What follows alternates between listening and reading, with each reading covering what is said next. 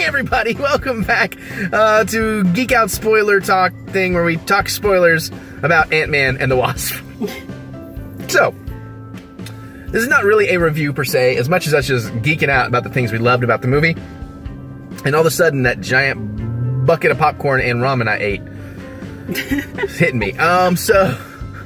So again, here's your warning. This is all spoilers. I will have I should have a no spoiler, like, actual review out or coming out. So, you know, if you're looking for more something traditional like that, check that out. Or if you want to see our thoughts immediately after coming out of the theaters with no spoilers, you can always check out the Stardust app, TheEricButts, all one word over there.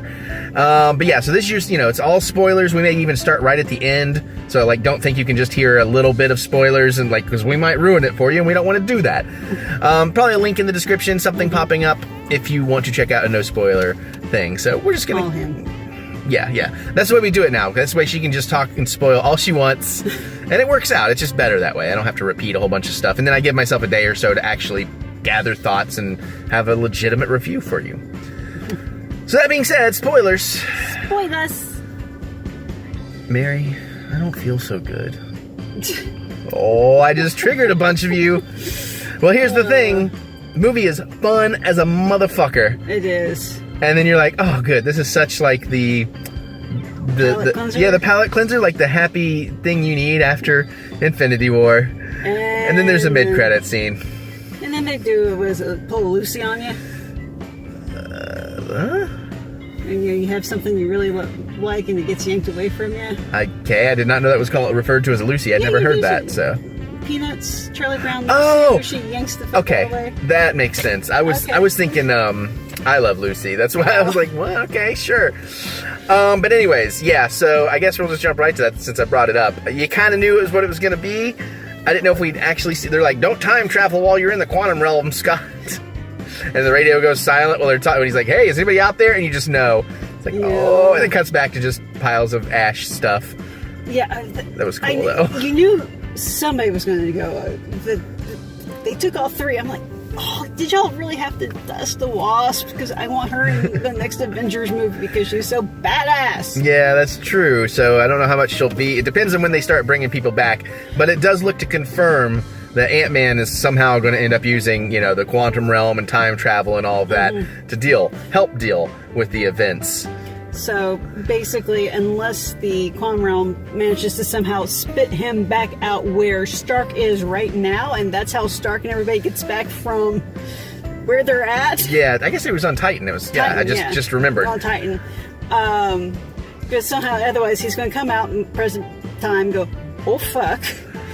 And somehow Stark will be back, and he'll be like, Stark's the next smartest guy he knows. And he'll be like, dude, we got a problem. He's like, Stark's like, no fuck. Yeah, it's like, no shit. No shit, Sherlock. But, Sherlock, I see what she did there. And then they'll rig up something to use the time travel properties of quantum space to go back and start fixing things. Probably with the help of Captain Marvel. But we're not here to talk about all that. That's for like a quarter of the way into the video almost. No, well, let's just go ahead and talk about the other post-credit too, just to get that out the way, and then we can talk proper about the movie. At the very end of the credits. Yeah, it's another one of those Marvel is fucking with you ones. Because, you know, it's like when Cap is like, and what was it, in Spider-Man, with the Cap doing all the PSAs, and the last one is, waiting, patience. Patience is a virtue, but it doesn't always, it's that kind of thing. It's like, you come out, and I love the test tone is on, it's like, oh, yeah, like, the news is off the air and everything, and then it's just the ant playing the drums. Which doesn't make a lot of sense when you really break it down, because who's controlling him to do so? Or I guess it's still in his programming. I think he's still on his programming. That makes sense. All right. But anyway, still, it's kind of fun. I like when they, you know, I don't like that they're not always super and connected. Like, just occasionally it's pulling the rug out. Stan Lee's cameo is brief. It's not his best cameo, but it's by far his best cameo line. I love that. It's like, well, the 60s were fun, but now it's catching up with me. Something like that. I think it's like, the 60s were a lot of fun, but I'm paying for it now. Yeah, something like that, yeah. So that was really fun. The quantum realm looked a lot like Dormammu's territory from Doctor Strange, to the point where I need to go back and rewatch that scene, because I'm sitting here going like, wait a minute, are they the same thing? Yeah, I think that's very, very... I mean, I'm sure it's somehow all connected. Maybe not, but I mean, it does... I know what you're talking about, the specific area that looks a lot like it. And speaking of going into the quantum realm, how cool is it to get kind of the MCU version of the original Ant-Man suit? We actually have Hank Pym suiting up to go in there and save his wife, Janet. And it was interesting, too, they had a little reference to how they would fight all the time, which is kind of a subtle nod to the not-so-nice things about early comic Hank Pym. Pym is still aggro, though, and particularly in this movie. Oh, yeah, no, he totally is, but I mean, there's a very famous, comic of Hank slap, no. So, I at least appreciate the kind of little nod acknowledgement about, fighting all the time, all right. Well, there's a specific, the explanation was that being exposed to the Pym particles was changing his brain chemistry and making him more violent. Oh, yeah, okay. Cool. That worked. There's a lot of cool stuff in this movie, man. And Goliath. Yeah, when Hank suited up in his original Ant-Man suit, and we had Goliath in there, I was like, wouldn't it be cool if Goliath throws on his suit and we get a Hank Pym Ant-Man versus Goliath scene? We didn't get it, but it would have been really cool. And Lawrence Fishburne was really good as Goliath. Oh, the de-aging. They keep getting better and better with the de-aging technology, man. Yeah. Michelle Pfeiffer and Michael Douglas and Lawrence Fishburne, they all got a taste of it. It was really good in here. Yeah. The daughter, Scott's daughter is a great performance. Actually, the whole family is great, but his daughter gave a fantastic performance in this. Yeah. And Paul Rudd is just, so much of that had to be improv, but he is just killing it. This was one of the funniest Marvel movies, almost as funny as Thor Ragnarok. I gotta say, one of my favorite parts with him was when he was channeling Janet. Oh, yeah, when she took over his body to help the algorithm, that was great. That was great. And it really helped Michael Douglas and Lily... Evangeline Lilly just both totally bought into it.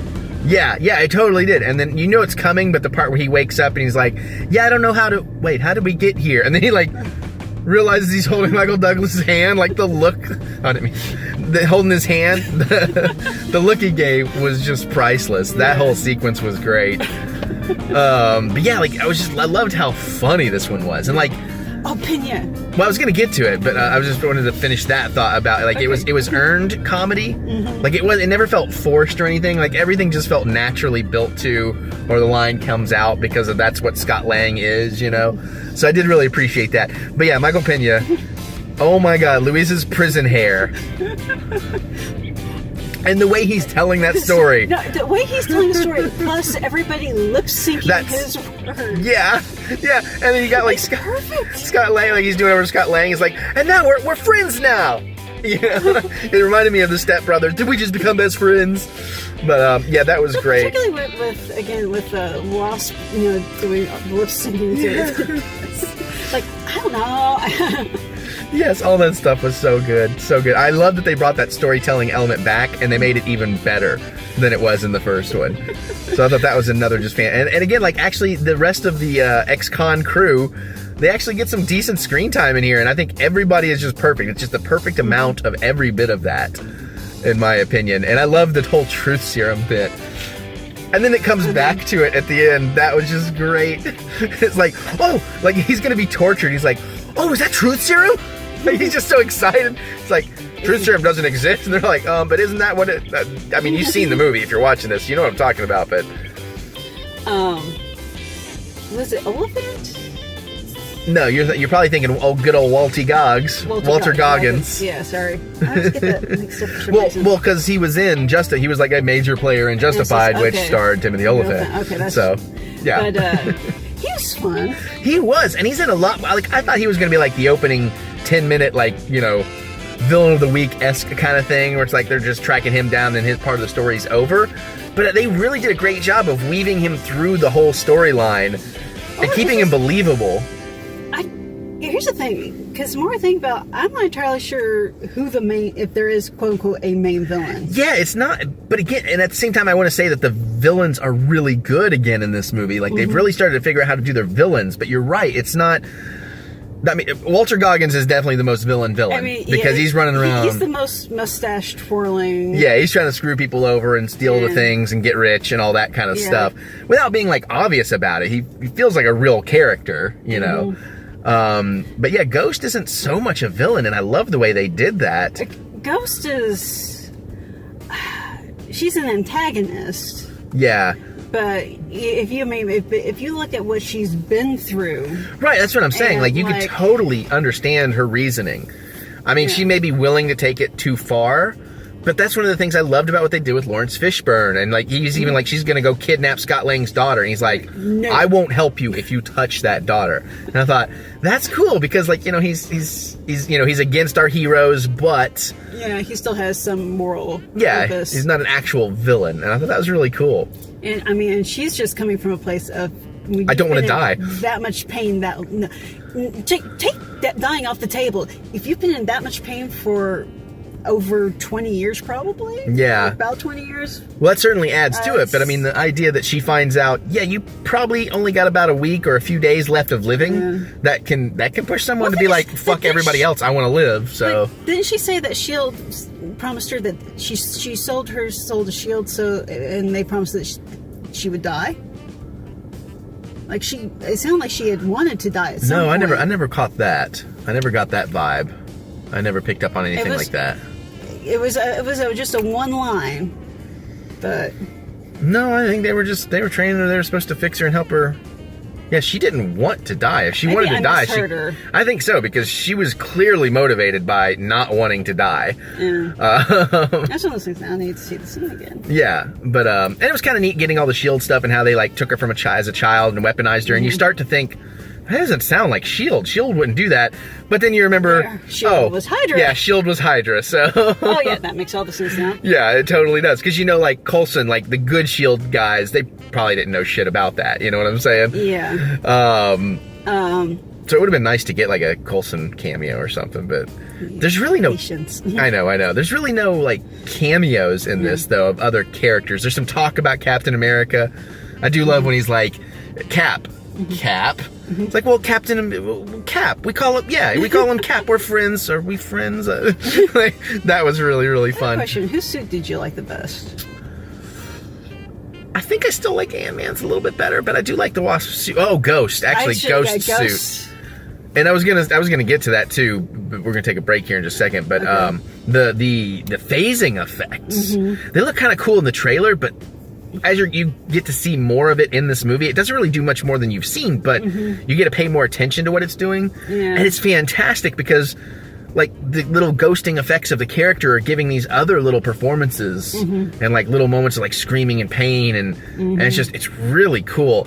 And the idea of these people who can grow and shrink fighting someone who can phase, like that's not just the same powers on both sides. Doing the fight choreography for that.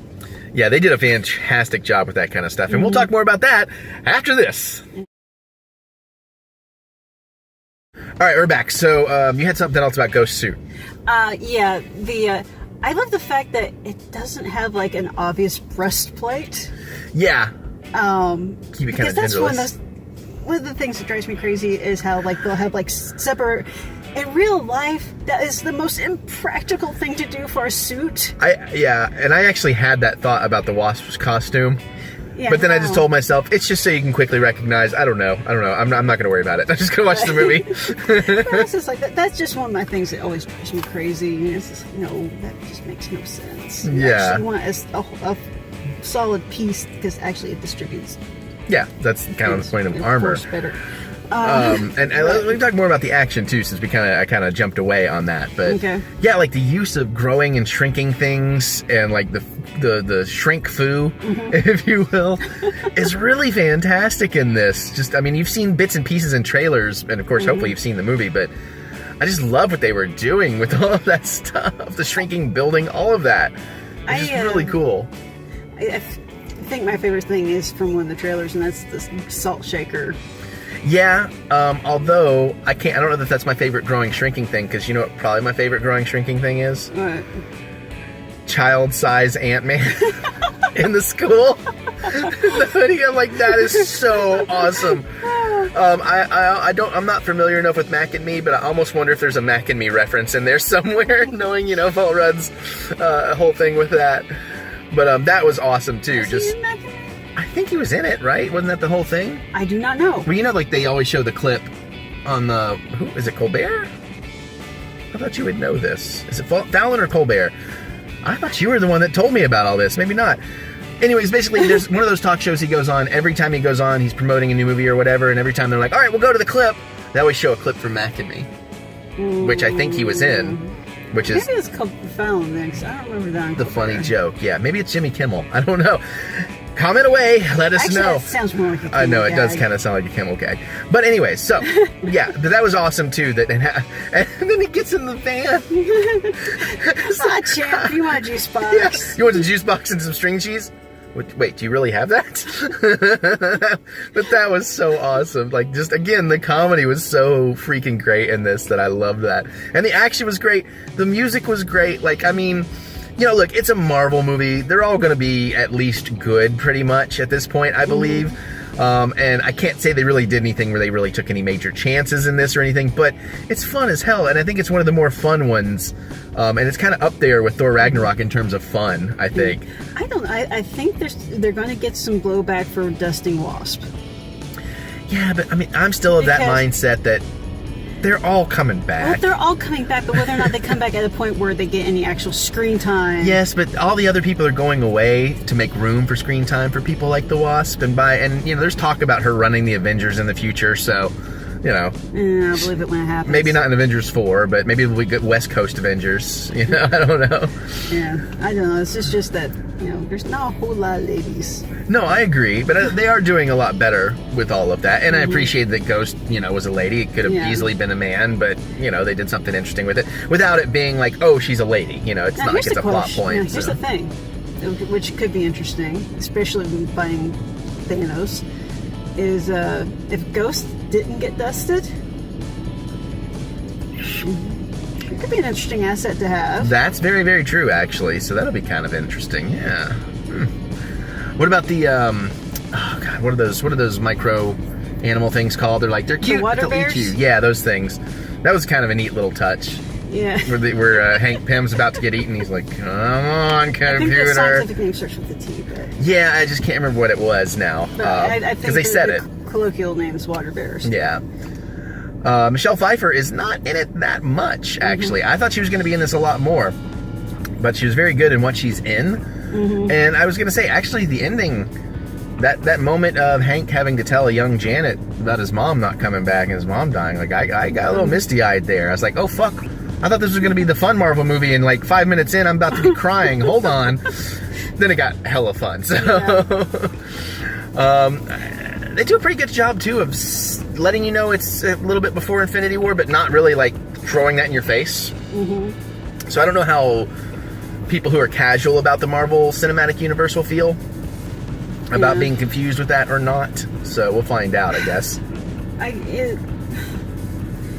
It's one of those things that's like to a point where it's like, is there such a thing as a casual Marvel movie? Yeah, because you saw how many people still leave the theater when the credits start rolling.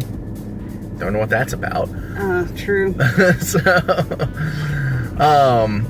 was it I was going to... yeah, the Ant-Man in the city stuff is pretty great, too. That whole car chase, all the car stuff is great. That he carries around, that Hank carries around a Hot Wheels car box full of all his cars. That was freaking fun. The FBI agent and the whole magic trick thing. That's what it was. That's what I wanted to get to. I love that guy. I don't think he'd ever be a new Coulson in terms of can also be the badass action star. Yeah. But I'd like him to be around in the universe, Coulson style, the way he kind of was earlier. He's one of those guys that's like, how did you get this far? Sheer luck. Because, I mean, Hydra. He doesn't appear to be dirty. Right, no, he seems like a clean cop, you know. But it's just like, clean fed. You're too nice. Yeah. But I thought that was a little naive, it seems. I thought that was so awesome too, though, that Scott, he got so bored he learned magic tricks, and the FBI agent's like, "How'd you do that?" And then you see him like trying to learn the card tricks. That was awesome. And I do like how he applies the principle of misdirection throughout, in a couple of different scenes. Yeah, like, again, it wasn't just a throwaway thing. It actually related to the plot, which made it stronger, I thought, in terms of the comedy. Well, I knew it wasn't going to be throwaway because, he is a thief, technically. Yeah. So, and sleight of hand is really a handy thing for a... Oh, absolutely. We'll call him a rogue. Sure. But yeah, I did think all that was cool. And I love, like, his ex-wife. I love the husband, the new husband always hugging him. But I love, like, the ex-wife always freaking out all the time. The feds are busting into his house. Like, you can't keep doing this. And he's like, yes, you can. You need a warrant. No, they don't. So that was pretty awesome. The whole fort in the beginning. Oh, yeah. And then, how sweet is it when his daughter's like, you need a partner, which you've seen in the trailers, but then he's like, I guess Janet would, and daughter's like, I meant me. Like, your heart kind of breaks a little bit, but then he's such a good father. He's like, I forget exactly what he says, but he says, like, the perfect thing about it. Like, I don't want to put you in danger or something like that. Like, he had the perfect response to it. And I love the suit. He swore he destroyed the suit. Theoretically, what if I didn't destroy the suit? So that was awesome. I love he's naming all the ants. Antonio Banderas. That's Antonio! Oh, the scene with the bird eating all the ones he keeps trying to call to him. That was great. All the stuff in the water was cool. And just another really neat visual to have with a kind of giant man. I liked it when it's like, oh, here's one reaching out. You see, like, the feet come up. It almost looks like a whale. Oh, yeah, it looks like a whale. And was that Tim Heidecker, I think, from Tim and Eric? The guy on the microphone on the boat? I think it might have been. I don't know. If not, it's somebody that looked a lot like him. I think it may have been somebody who looked a lot like him. Yeah, but then again, maybe it is just a little bit of makeup. I didn't catch that in the credits. Oh, man. It's awesome, dude. Mm-hmm. It's awesome. It's a very worthy sequel. I think it's better than the first one. Mm-hmm. I mean, again, we just saw it tonight. I haven't had a lot of time to really think it over, but... I've only seen the first one the one time. I think I've seen it like 3 times, maybe. But, Well, maybe watching time than I do. Well, yeah. And I mean, some of those just throw it on the background or something. It's not like I'm paying attention. Right. But, yeah, but I mean, I think this one was much stronger because all the characters, there's a lot of great stuff going on. I love that Lawrence Fishburne won't leave Ghost at the end. She's like, you don't need to be involved. No one knows you're involved. He's like, no, I'm not leaving you. Practically raised you. So that'll be cool. Maybe we'll see more of them in the future. Hopefully. Just a side note, I didn't get a super good look at him, but I think the guy who was playing Ghost's father was the same guy who was playing Professor Pig on Gotham this last season. I don't know. But completely random sidebar. That's your superpower. Some derailment there for you. Wouldn't be a video without a little derailment. God, but I feel like, there's so much cool stuff in this movie, and it's a real fun one to kind of unpack. I'm anxious to go see what other people think about it and say about it. But yeah, man, Ant-Man and the Wasp, that totally, thoroughly delivered on all levels, just from start to finish. I was just completely engrossed and entertained the whole way. And I'm really anxious to see what they do with it in the future. Anxious to see how we start bringing Ant-Man in. The one thing I would have just as a fan would have liked to have had, and it's not a strike against the movie, because it's just something, it's just something I wanted, and they don't need to give me everything I want, but I always kind of think, all right, who's going to be the character that cameos in this one? There wasn't a cameo. That's what I'm saying, is it would have been, I was trying to bring you back because you were clearly distracted by goings-ons. Yeah, it's raining. Yeah, I'm getting close to wrapping this up. But yeah. But again, they're in San Francisco. Most of the characters are based in New York, so they're global. I'm just saying it would have been nice. The way we had Falcon show up in the first Ant-Man. A little something like that would have been cool. But clearly they were busy. So, so I don't know. There's that too. Yeah. But yeah, really enjoyed it. I think that's about all I got. Yeah. Anything else you want to spoil? About 5 minutes after. That's how this goes. Anything else you'd like to spoil? No, I think that's pretty much all the good stuff. The Titanic sinks. Oh, whoops, sorry. That has nothing to do with the movie, in case you're freaking out. But then again, we're talking about a spoiler video, so what would you... Okay. All right, so guys, let us know. Feel free to talk comments all you want in this one. And, I'm distracting him. Yeah, she is distracting me. But feel free to comment away. Let us know. What's your favorite part? Did you dig it as much as we did, or just something else? Are you checking me out on the Stardust app? All that kind of stuff. What'd you think? The 3D was fantastic. What'd you think of all that music? Do you like this one better or more? Who's your new favorite character from this? That would be... No, don't do that. That's fine. Okay. That's going to be too much of a pain in the butt. Not that we're trying to do anything off camera, but just geek out with us in the comments. Let us know. Other than that, you can... Oh, that doesn't work. I can't get him. Stop it, Blue. Okay. Totally not worth it for the joke. Let us know. Click the thumbs up button. Give us a good old thumb of encouragement, as we do love to be encouraged. All right, we're going to get out of here and go watch some more stuff. So we'll see you all later.